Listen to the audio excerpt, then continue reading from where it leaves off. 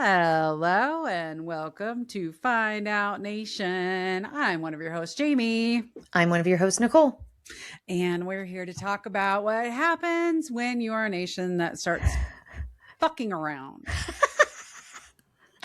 With straight Which up this week fuckery. has, I know, this week has been all sorts of fuckery. Let me tell you, it has Yes. been quite the interesting. Anyway, before Yes. we get into this, do we have some countdowns? Yes. Okay. We are 262 days away. Okay. We're getting So closer.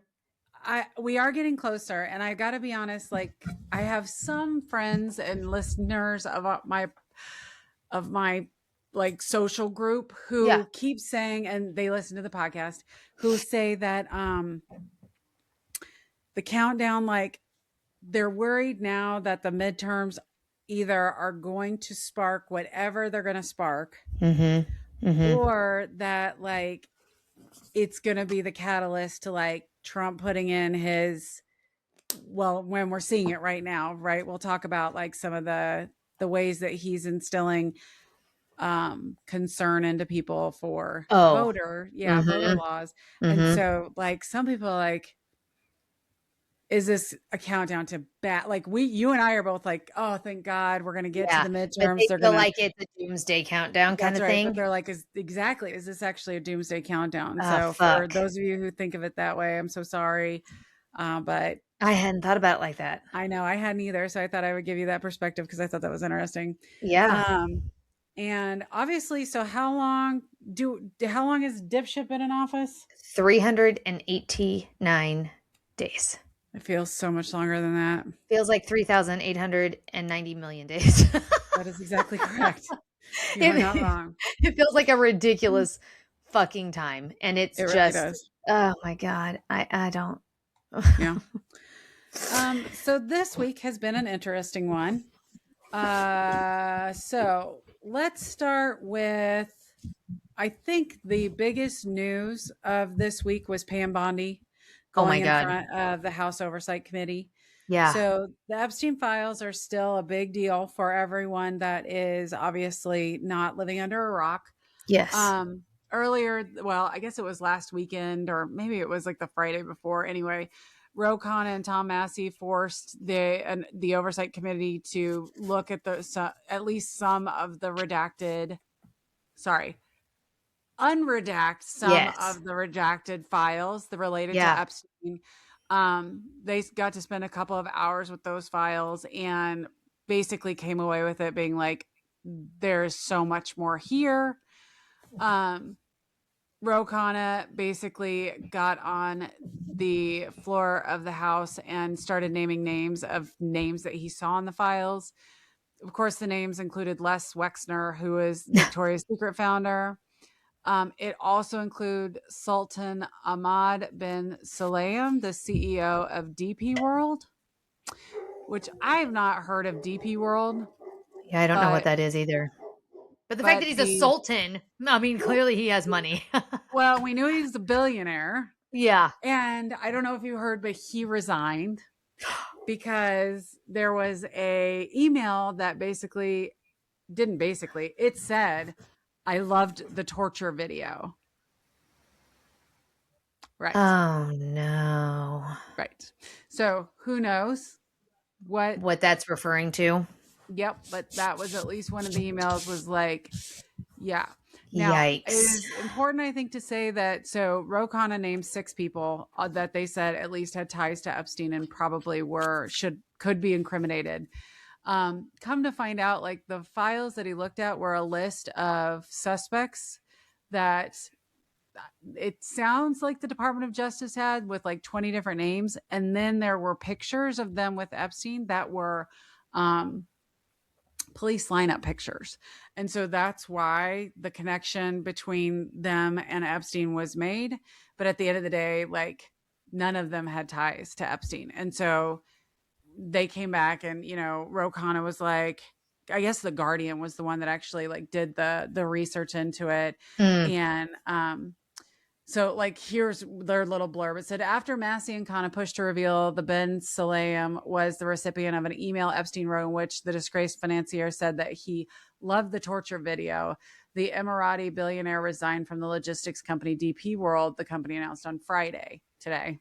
Mm. A legal representative for Les Wexner said the assistant U.S. attorney told Mr. Wexner's legal counsel in 2019 that Mr. Wexner was being viewed as source of information about Epstein and was not a target in any respect. Mr. Wexner cooperated fully by providing background information on Epstein. Because, like, I watched the Epstein video on Netflix. Did you watch that? No, I haven't watched it. So there was, I don't want to say like they outright said it, but basically when Epstein was trying to come up in the world, he befriended Les Wexner, who I guess is gay, and I didn't know that. I didn't either. And so and let me say that it was never explicitly said in the video, but it was heavily implied that basically they had a relationship. And really? And that's how Jeffrey Epstein like made his all these connections and all these things and money. Interesting. So, which I thought was interesting as well. Like was he doing investing for Les Wexner? Is that what? Because that's how he got started, right? He was investing for these gazillionaires, right? Yes, and so you have to I don't know. Anyway, yeah. It's because he was like, when you look at all the things that he's done. Yeah. Bath and Body Works, Abercrombie and Fitch, Victoria's Secret, like he's done a lot. So he said that Jeffrey Epstein was his financial manager from 1987 to 2007. And he was initially the main client of Epstein's money management firm. But I'll just say that the video made it sound like it's because Epstein wrote checks to himself. Like it wasn't like he was, by the time they got together, I don't know. It made it like Wexner was 50 years old by the time he met Jeffrey Epstein. Like he had made a lot of his money. Yeah. Yeah. And so I don't know. It just seemed the way that this video made it seem. If anybody else has watched it, please feel free to video or to comment if they got that same impression. But anyway, so it's just interesting to think about. That's why they knew each other is because, anyway, doesn't matter. So beyond that, beyond the 6 people, of course, the House Oversight Committee had a hearing on Wednesday, and it was, to say contentious is an understatement. It was Pam Bondi going in front of the House Oversight Committee, and the majority of the questioning was focused around specifically the Epstein files. Now, there was some obvious questions around ICE and their investigation into several of the shootings.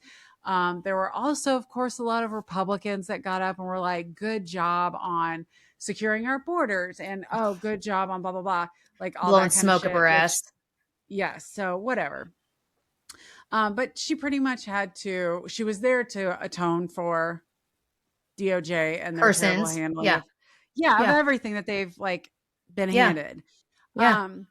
So the first round of questioning is her going in on, at the very beginning, she does refer to Epstein as a monster and says she's spent her entire career fighting for victims. And then several people are like, okay, well, you have survivors that were sitting right behind her. It was her, a row of people, and then all these survivors. At one point, someone asked the survivors, okay, how many of you have been interviewed by the FBI? And not one of them had. So Pramila Jayapal asked all the survivors to stand and asked Pam Bondi to apologize to them because she hasn't met with them. And she's like, will you apologize to these people? And Pam Bondi's like, I'm not going to get into the gutter with these theatrics. Really?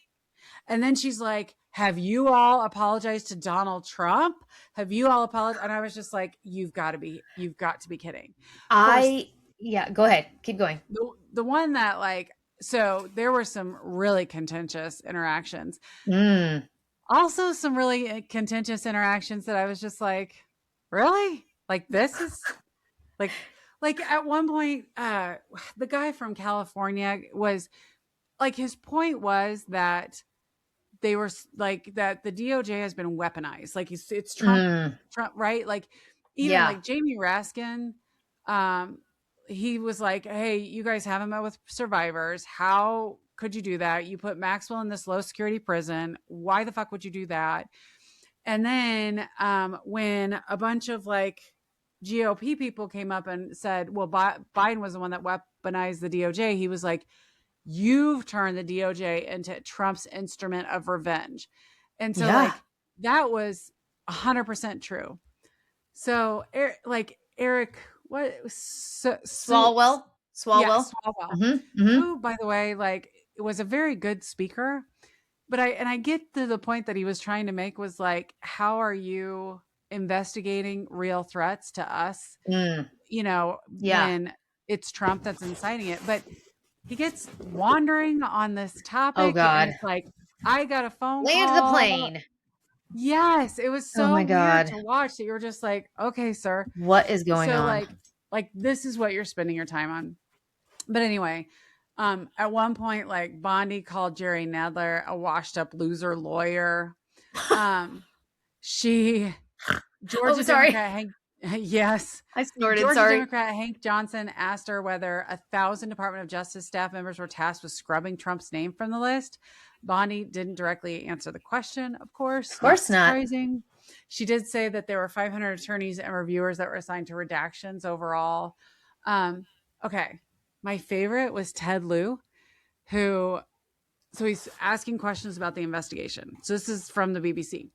Oh Bondi God. asks why Lieu did not ask the Are you questions there? about prosecutions to former Attorney General Merrick Garland, which this was her go-to, right? Is Yeah. why didn't you ask Biden? Why didn't you ask Merrick Garland? Which you and I both have said, if there have been fundamental failings, those people should be called out. So A 100%, hundred that's fine percent. that you're saying that, but then Yes. answer the fucking questions that we're asking you about your participation, right? Yes. Yes. So Lou says, I agree with you. Merrick Garland dropped the ball. He A then hundred plays a percent. video of Jeffrey Epstein and Donald Trump at a party. He asked Bondi if there were any underage girls at this or any party Trump attended with Epstein.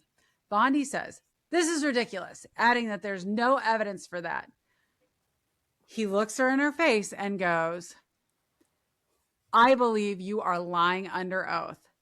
Bondi freaks out and goes, "Don't you ever accuse me of a crime." And he goes, "There are more than 1,000 victims in this case, and Bondi has not held one single man accountable. Shame on you."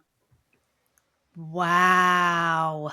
That was like when she's like, "Don't you ever accuse me of a crime, bitch. We Mm-hmm. know you're lying. We Yes. know you're lying." In And you fact, know you're lying. exactly. That's exactly it. You know you're lying. Like you just told us how, oh, I fight for victims, and now you have a dozen victims standing behind you, all of which have said, "I want to meet with the FBI," and you have met with none of them. Zero. Yeah. That's right. My other favorite, Jasmine Crockett, was Oh, like, I was gonna ask you, how did our girl Jasmine do? Did she my, just fucking light her up? so she basically was like, clearly Bondi's not answering any questions that anyone's answering, so I'm just going to give a speech. And she did. Oh God. She basically gave this speech about how Bondi does not hold any loyalty to the Constitution. She said specifically, Bondi values fealty to the president over loyalty to the Constitution. Yep. And she's not wrong. She's No. not wrong. But she's like, I'm not going to even bother asking questions Yeah. from this person Because this because bitch she isn't even won't. gonna answer him. Yeah. That's right. That's right. Okay, so the loudest part of it, Democratic Congresswoman Becca Balint was asking questions about Epstein, and Bondi responded, asking if she put similar questions about Epstein to Bill Clinton or Merrick Garland. Again, this was her go-to with anyone that asked. Yeah. The Congresswoman says weak sauce. Bondi then says that in this anti-Semitic culture right now, And the congresswoman went nuts because basically, like, she was saying, in this, because the congresswoman had not voted for a resolution condemning From the River to the Sea as anti-Semitic. And so Bonnie was trying to say, well, what do I expect from you? You're an anti-Semite. This bitch erupts. She starts shouting. Oh And my she's God. like, do you want to go there? Are you serious?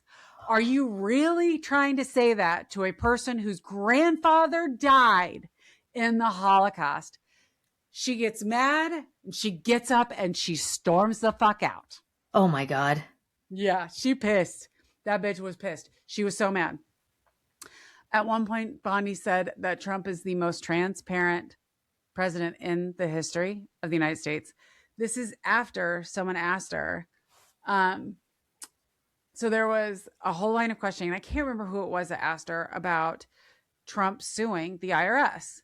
So have you heard about this? Yes. Yeah. So Trump suing, for anyone that doesn't know, Trump suing the IRS for $10 billion So stupid. for releasing his tax returns, right?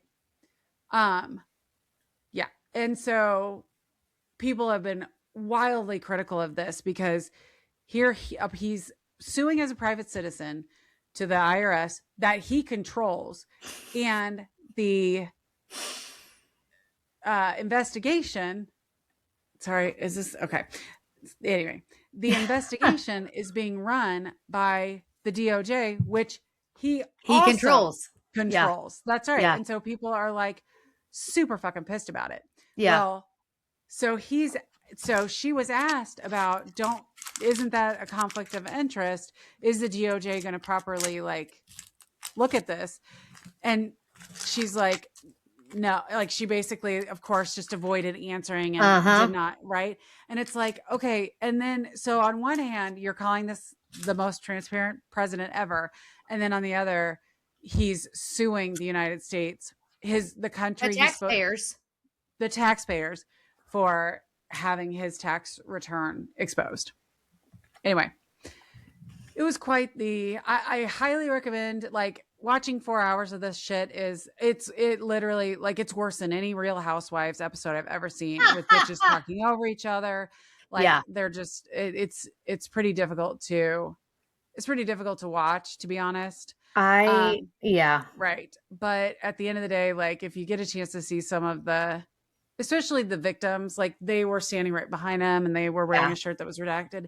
The other really good one that I recommend you guys watch is Tom Massey showed like a page that had all the victims' names that were supposed to be redacted on a list that said victims' names to be redacted. And then all the names were exposed. And the names that were hidden were like email addresses. And so there was that one. And then there were clearly emails where the rich and powerful bad guys, basically, names were redacted. And so he put those up on the screen. And I think because he's a Republican, she wasn't nearly as combative to him. But she still like accused him of having Trump derangement syndrome and blah, blah, blah. God. If you get a chance to watch Tom Massey's, I think he did a good job. I thought, like I said, Jasmine Crockett was fucking hilarious. But watching this bitch tell Pam Bondi, you really want to go there, and then walking the fuck out was pretty fun. I don't know how she doesn't get physically attacked. To be quite honest with you. You know what I mean? Like, I can't imagine being a survivor of that. And because the picture I saw, she's literally just like they're standing behind her and like two of the women are looking right at her.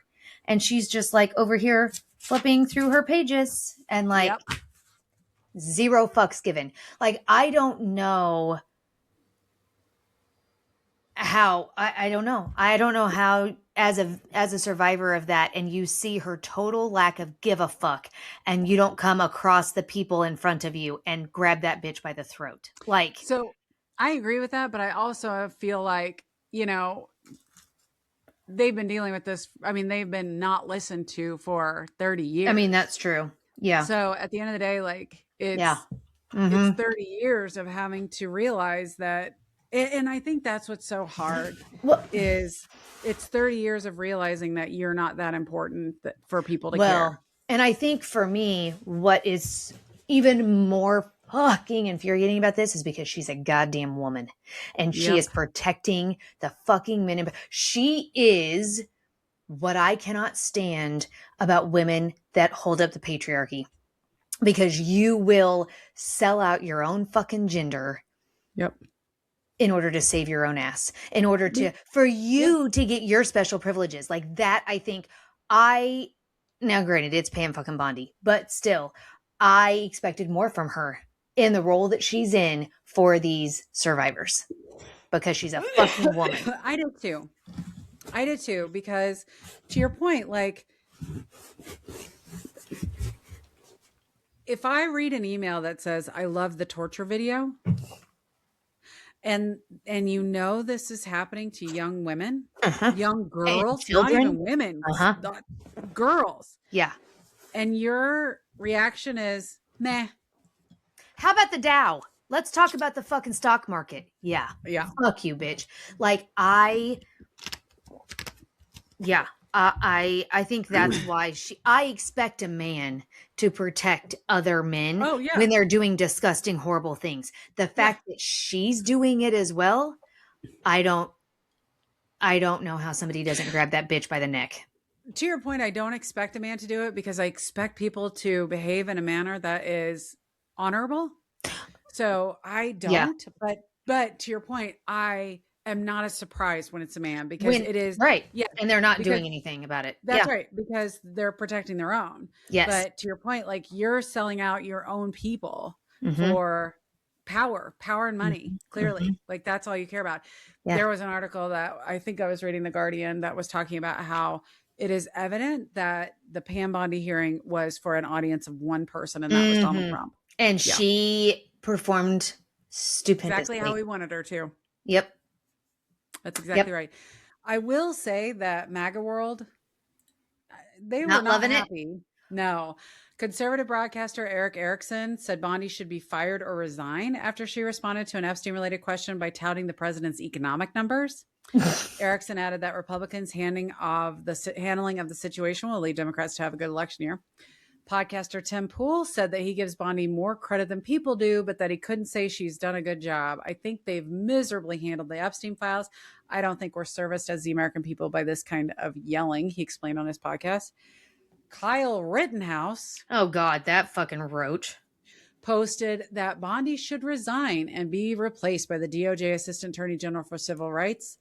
And Joe Rogan, we know, came out at least a couple weeks ago and said, a lot of shit about the Epstein files. So it's very clear. Interesting. That, even Laura Loomer was out talking about Jigsaw. The Epstein files. So at the end of the day, it's not landing very well. Yeah. You keep saying the Dow. It's so clear to me every time you say that, how out of touch you are with the average American. Yeah. So we got a comment on our podcast a while ago about one of our podcasts about us talking about going on vacation. Oh, and how, privilege that is. Yeah. And I recognize I am privileged. I get it. You're right. I have a good job. I make a good wage. I am a Gen Xer who happened to fall into a job that I could make a decent living and go on vacations and blah, blah, blah. I 1000% recognize it. I am not the average American. I get it. I am not the person struggling.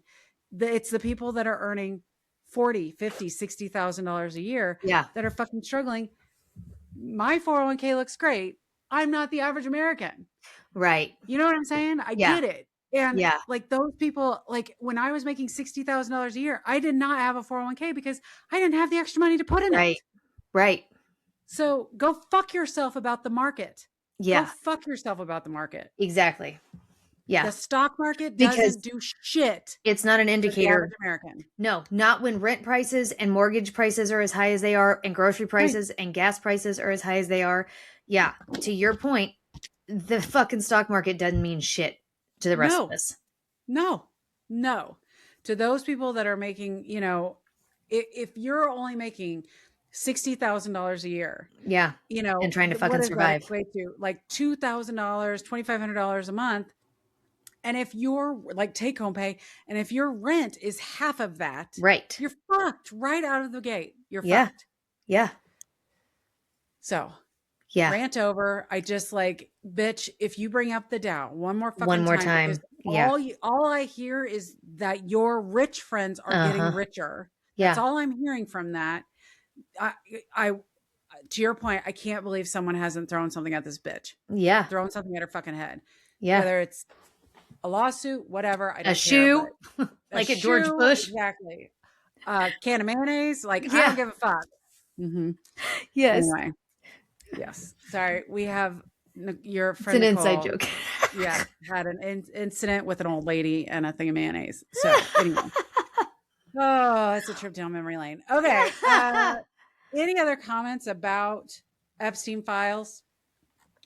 No, I don't think so at this time. Other than, did you hear? I did hear that Clan Barbie Caroline Levitt stood at the podium and said the White House is moving on from the Epstein files. As if her proclaiming that then means that's actually what the rest of the world's going to do. Like, we're all just going to forget about it. Yeah, no, good luck to you. That's great. I understand that Dementia in Chief has moved on and has forgotten about it, and that every day is a new day for him in Dementia world. But no, the rest of us are not forgetting ever. No. What you all are doing. Well, and so I guess, you know, the Sultan that we talked about has resigned. A lawyer who called Jeffrey Epstein Uncle Jeffrey and got a bunch of free stuff from him for Goldman Sachs today resigned. Like, people are starting to so I watch Masterclass. I love Masterclass. Yeah. There's a longevity doctor that's on there that honestly, like, I watched a few episodes of his and I was like, well, this is dumb shit. He was on the list to like issue a public apology because he had some pretty scandalous emails and comments to Jeffrey Epstein. My God. So the blowback has happened, like, it's starting to happen. But it's not because our government's holding anybody responsible. It's because these people are stepping down in their own disgrace. If you were reading the files, you're finding their names. Yes, exactly. Yeah. Right. Yeah. Lutnick, of course, everyone's calling for him because he swore up and down he did never. Yeah, I saw him answering questions about that. Yes. Yes. Oh yeah, it slipped my mind. But my wife and my children were there. Whatever. Right. And I do have to say that, like, just fundamentally, if you met a pedophile who was convicted, could you just invite them over for dinner or sit down and have a meal with them? No. Right? No. Like, I don't know. I can't, first of all, can't imagine a world in which that's a part of my, like, that I'm like meeting somebody like that. But then. Oh, I guarantee you've met a pedophile. Well, yes, but I mean, like, not knowing that that's, you know what I'm saying? But then, like, once I find out, I'd be like, no, thanks. No. Right, we're not friends anymore. Yeah, no. You're a fucking trash human being. And I don't want to hear, well, but I thought that she was 18. No. Gross. Yeah. Okay. Yeah. I just, like, that's how I felt about it. And, like, so many people are like, after the fact. Anyway, the one other thing is something came out this week about the missing minute in the Jeffrey Epstein. Oh, in the, like, video. Yeah. Yeah. So, you know, originally they said that it was because, like, midnight is when they have the crossover. Oh. Well, that shockingly, like, that's what dipshit told everyone. And then come to find out that's not true. Oh. Apparently, the DOJ erased the file. Of course they erased the file. So they had to go back and recreate the files with video. And they missed a minute. They missed a minute and a half or whatever it is. Yeah. Oh my God. So these fucking rookie ass clowns. So that's the thing, is, like, it just goes to show how bad these people are at their job. Yes. And no one's being held accountable for it. That's the other thing. And I'll say this and then I'll shut the fuck up. So, because I know you have other stuff you want to move on to, but like, I just want people to remember that Bill Clinton got impeached over a fucking blowjob from a consenting goddamn adult. Yep. Do you know what I'm saying? Like, yes, this shit is fucking wild, and no one is being held accountable for not doing a goddamn thing about it. Yep. Not a thing. Yeah. It's our politics. insane. I was reading an article the other day. Could our politics ever go back to where they were? And I do not see a world where that will ever happen. Nope. I think it's really sad. Yeah. Yeah. It's really sad. Okay. Let's move on to Minnesota. Yes. Okay. Yes. So I guess now that the Nazi in charge got retired. Bye, Bovino. Bovino has been retired.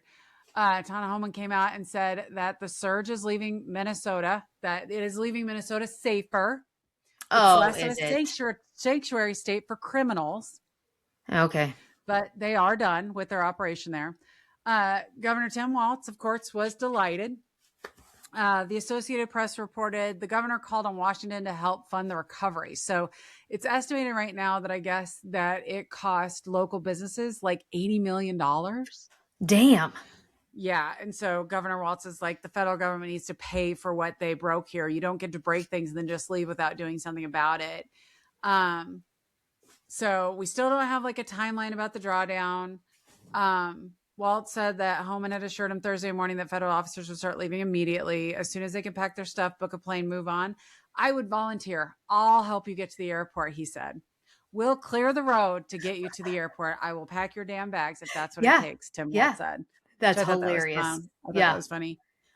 It was also announced this week the DOJ is now investigating 2 ICE officers that apparently lied, shockingly, about the circumstances around the shooting of Julio Cesar Sosa Celis. So I guess he was shot in the leg.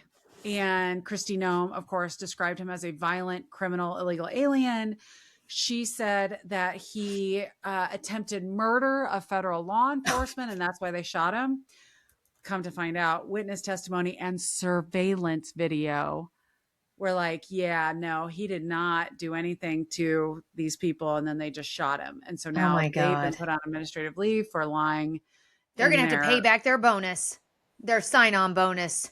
That they haven't been awarded yet. Exactly. Right? Now they're going to take it out of their taxes.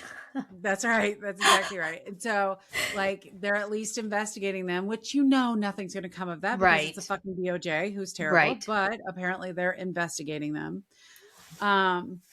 Yeah. So, and wow. I will say, so last weekend was the big Bad Bunny Super Bowl. Yeah. Yes, which I thoroughly enjoyed. I thought it was great. I thought it was great. So the whole time I was waiting for Lin-Manuel Miranda to come out because it was so theatrical. Like, it reminded me of In the Heights and like some of the other things that he's done.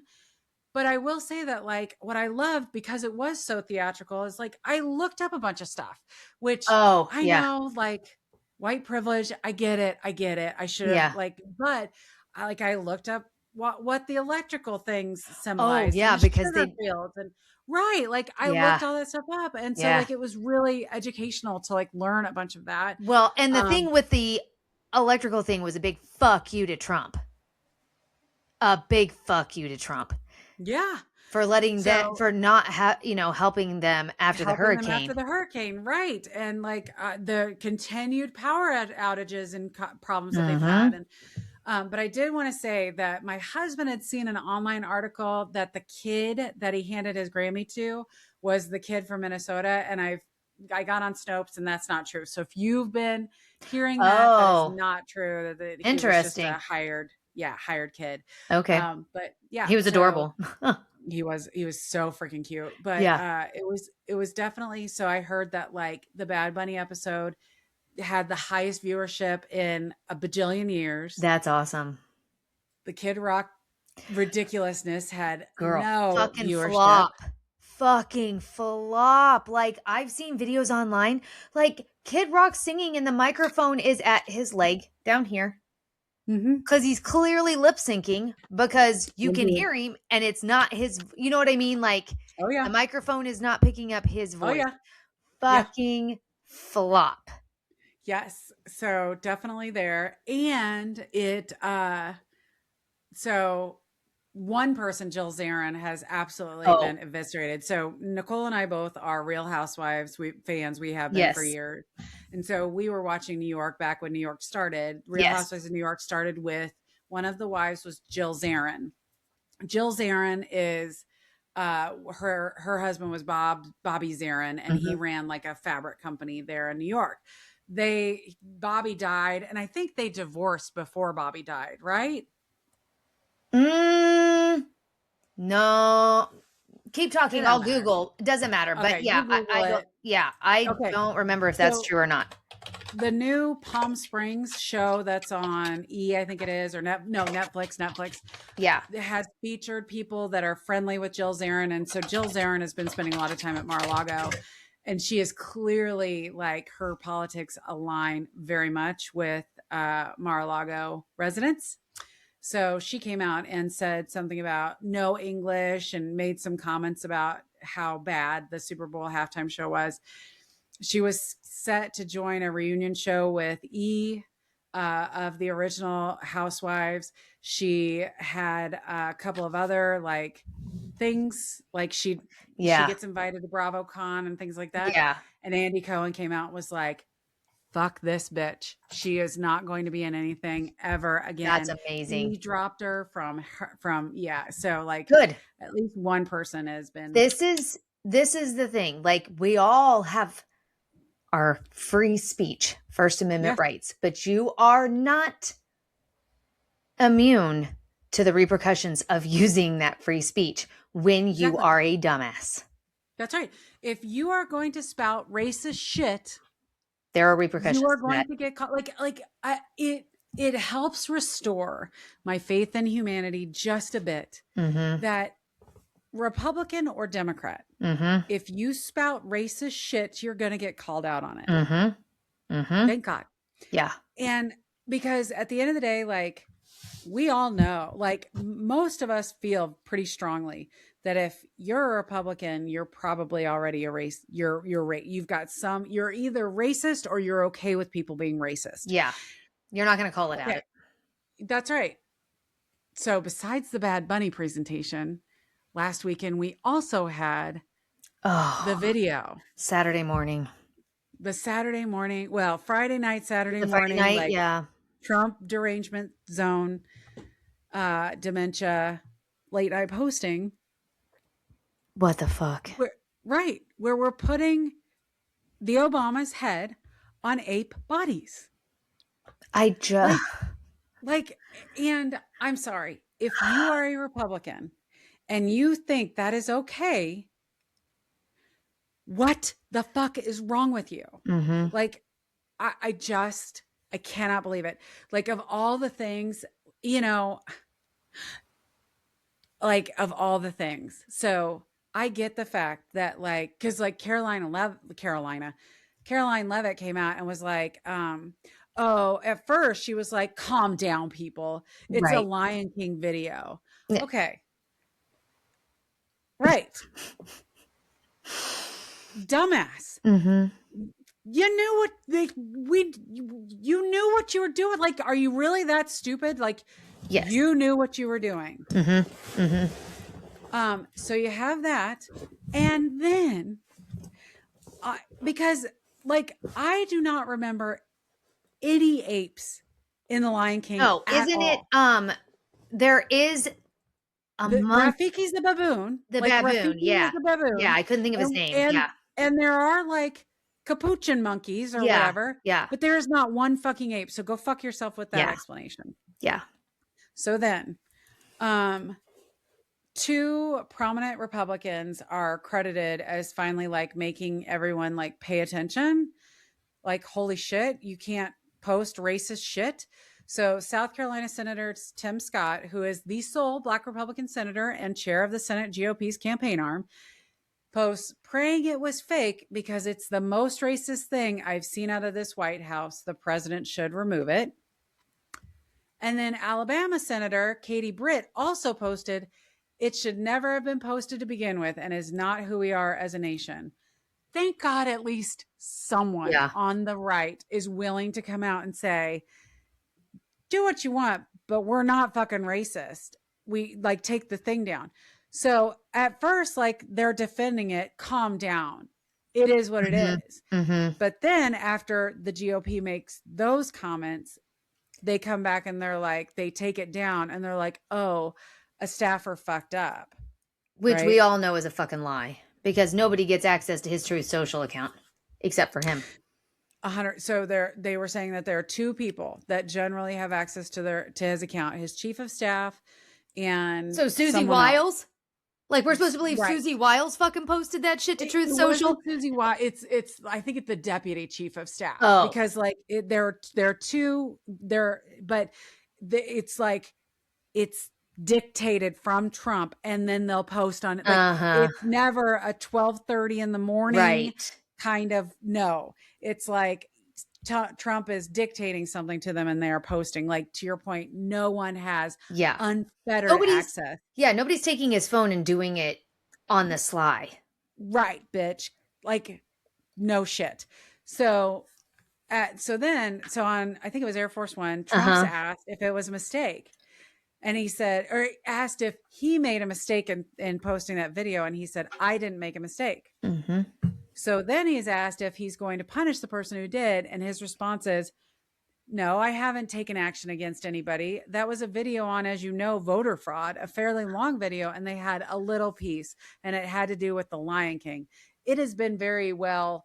It's been shown all over the place long before that was posted. Are you telling me, sir, that video has made the rounds and not one of you were like, this is not, this is inappropriate. Right.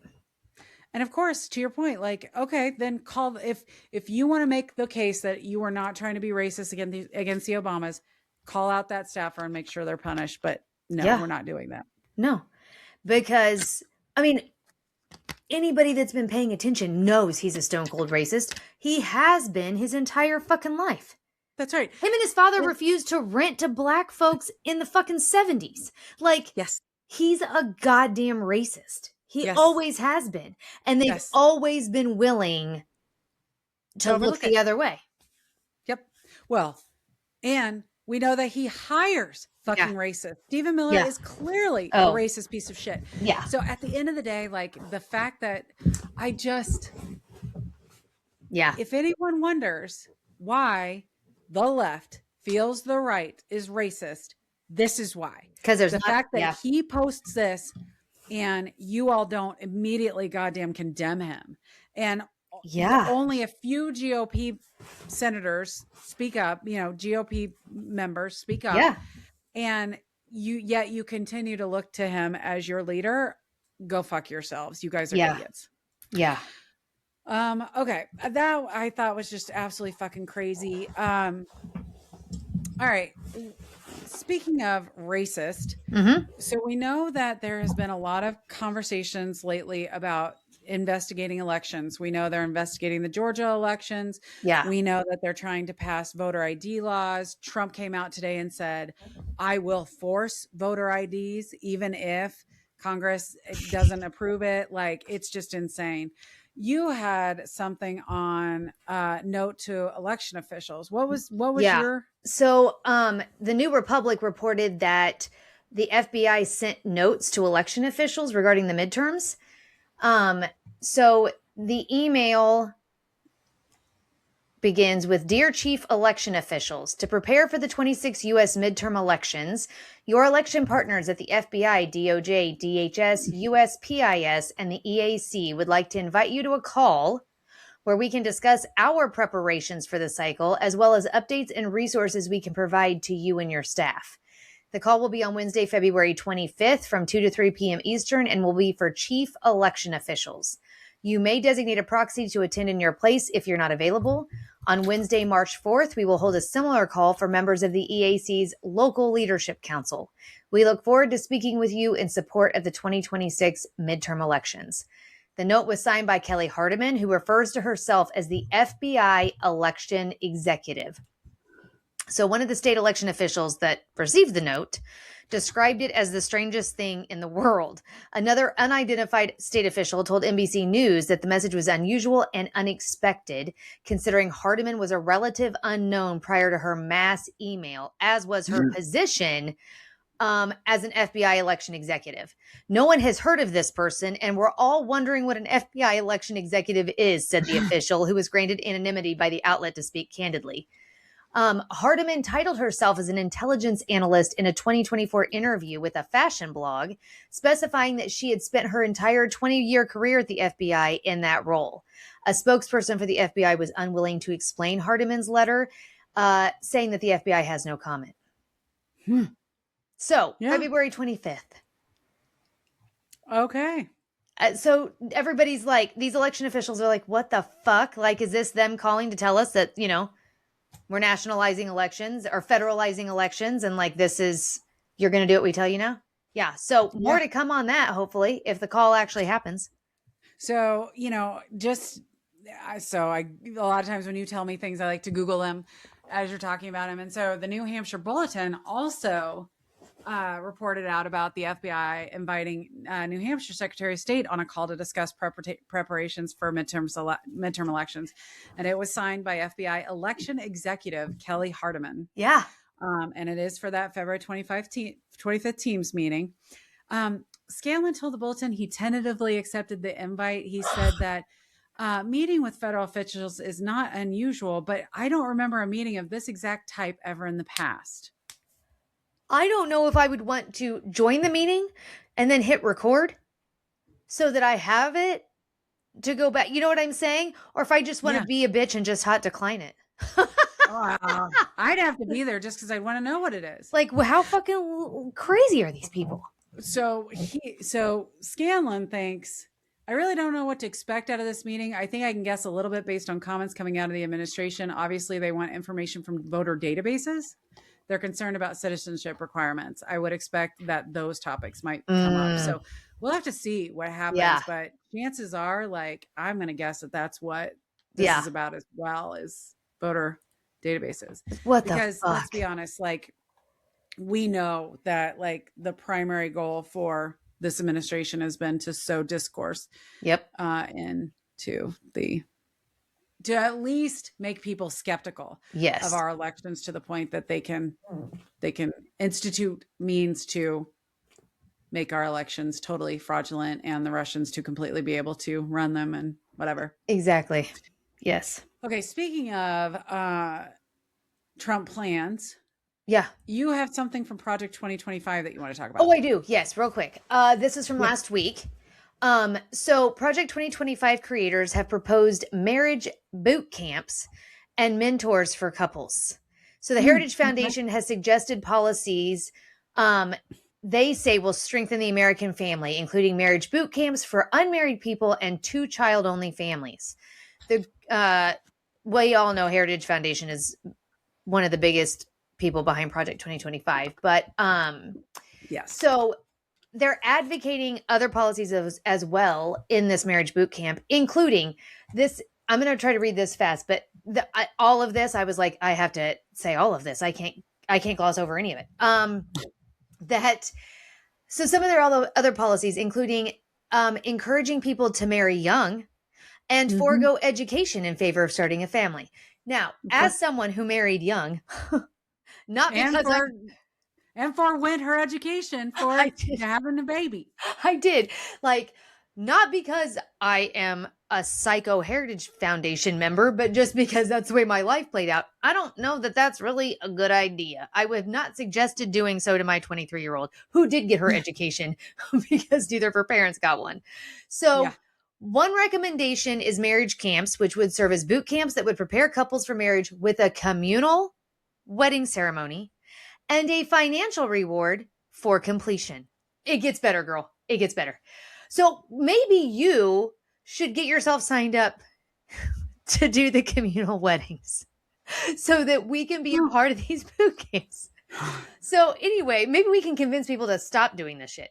So you're not wrong. Like, honestly, I could go infiltrate up from and perform. within. Yes, Yes. exactly. Reform from within. I could go Yeah. perform these ceremonies and then tell them all how I married very late in life, had one child, and I am very happy with my life choices. Thriving. So Yes. couples would be assigned a mentor to help them through married life. The document, like Donald Trump. correct. He's such a pillar of good marital values. Pillar of, yes, exactly. Yeah. Yes. And yes. such a good parent to boot. I mean, like, the guy's just the whole package. So the document emphasizes a policy geared toward two-parent heterosexual families. Shocker. It discourages online dating. So you're fucked. For anyone who doesn't know, met my man online. Yeah, and look at you, thriving. Calls for the end of marriage penalties. I was unaware that there was a thing about marriage penalties, and enhanced work requirements for social programs. The Heritage Foundation recommends the creation of savings accounts similar to the Trump accounts created for newborns, which would be issued to couples who marry before the age of 30 with an initial deposit of $2,500 over 3 years. It proposes additional tax credits for families, get this, where one spouse stays at home to care for children. The report pushes back against shifting cultural attitudes regarding child rearing, objecting to the philosophy that having more children means less ability to spend quality time with them, and pushes parents to have larger families. When it comes to IVF, the report recognizes use for the technology, but warns against its use for non-married couples or individuals. The group advocates for a push for more religion, noting that families in religious communities often have more children, and suggests a uniform day of rest that limits commercial activity. Career ambition and education are derided in the report, which objects to attitudes in which people seek to find fulfillment through careers and achievements, and states that people should prioritize having families instead of waiting until they're stable in their careers and finances to have kids. Regulations are also a target of the report, with the Heritage Foundation suggesting a rollback of regulations in areas such as housing and childcare to increase affordability. So if there was ever a test case that shows whether you're young or you're old and you get married, you can thrive in your relationship no matter what, for fuck's sake. Yes. I appreciate, so like, don't get me wrong. If you want to be a stay-at-home mom, more power to you. Do your thing, girl. I love that journey for you. Yeah. I have a husband who wants to be a stay-at-home dad so bad, but I refuse to let him because I need, whatever. But to your point, like, if someone wants to be a stay-at-home mom, great. That was not the right choice for you and I. No, not at all. Neither of us. That was just not our choice. We did not want to do that. And it should be a choice. That's the word. It should always be a choice. That's right. But what's really frustrating right now is here you're trying to put an incentive and to shame people who do believe in this bullshit to be stay-at-home parents and prioritize families. And yet you've made an economy that nobody in the world can do that anymore. Nope. I have a good job. I make a decent living, and I love my job, and I cannot afford my husband to be a stay-at-home. Like, at the end of the day, I can't afford it. Like unless we want to live in a trailer. Yeah. We can't, and we live in one of the cheapest places in the entire country. Yeah. And we do that because it is so much easier to live on the amount of money that we make. So this idea that these out of touch dipshits want to encourage this marriage boot camp to try and shame people into being one way, when that's just not feasible anymore. It's not like the 1950s and 60s where middle class was thriving and people could afford to live off of one income. That doesn't happen anymore. No. And I find it absolutely infuriating for them to want to push the idea that you should forego your education that you should have, because we all know that that's coded language for women should forego their education. Yes. They are not, the Heritage Foundation is not expecting men to be stay-at-home dads, even if they wanted to. That would be outside the norm of what the Heritage Foundation is expecting of these heterosexual couples that go through these boot camps and are supposed to have 6 to 14 children, I guess, like we're still running a farm in the 1800s. Like, it's insane that we're going to push this idea that you shouldn't try. Because I can tell you from, again, we got married young. I was young when I had Riley. It just was the way that our life worked out. And it made shit hard. That's the reality of it. It made shit hard. You know what I mean? Like, and I think like no matter what, once you have your first baby, you're like, fuck, we can't afford this. But now we just got to fucking figure it out. And unless you're already making 6 figures by the time you have your first child, you just figure it the fuck out. And most people are not in that place. So now you're saying only one parent works, have multiple children, and afford these groceries and these outrageous housing prices and everything else that we're doing fuck all to help with. That's right. But by God, here's the gates to heaven because you've done all this. I do like the idea of if you want to be a like if you're going to be a stay-at-home parent, like you and I have talked about, free daycare and free this. Oh my God, so you can have that choice of what you want to do. And so like, but at the end of the day, like I'm not in any way, shape or form saying I don't encourage people if they want to be stay-at-home moms to be to do their thing. Yeah, that's right. But it's just insane to me that it's like, but the Trump accounts really like, oh, we're going to give you money. And $2,500 over 3 years. The fuck am I going to do with that? What the fuck am I going to do with that? Well, and to your point, like Mark and I got married at 30. We didn't have AJ until I was 33. We were in a much better financially stable position when we did that. And yes, he's 15, whereas your child is grown. But at the end of the day, like we were in a much, like we could handle things much better than we could have when we were younger. Just point blank. I couldn't afford Christmas presents, much less a child. Baby. Right. Yes. But and this ignores the fact that there are people in that very position, because this is also the Heritage Foundation that is the big push behind no abortions. But they don't want to they don't want to help support these women that are being, you know what I mean? Like I could go off on a whole tangent, but like I just don't want people to lose sight of that. This is not like, oh, they love families. No. They only love heterosexual couples that are willing to produce an insane amount of offspring. Like, yes, that's all they care about. Yep. You're exactly right. Okay. The last item that I had on our list was Trump RX. Oh yeah. Have you been out there? I have not been out there. I just read this quick article on the New Republic about it, but I have not gotten out there. But everything I've read is that like, it's a big fat fucking joke. I mean, I'll be honest, like it's basically like a compound pharmacy. You know what I'm saying? Like if I look up metformin, I get Zig Duo XR, which is a I don't know. If I buy, let's say 10 milligram and I get 30 days, it's $181. Whereas if I go to the Mark Cuban, who I love, that's where we get our prescriptions as much as we can. That's where we get our shit. Because fuck the insurance. Cost plus drugs. Yep. You know, I think that's what it is. Yeah, that's what it is. And I look up metformin, I get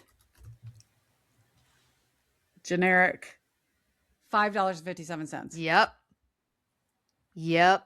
Yeah, in this article that I read, it was talking about the product pages on the website state if you have insurance, check your copay first. It may be lower.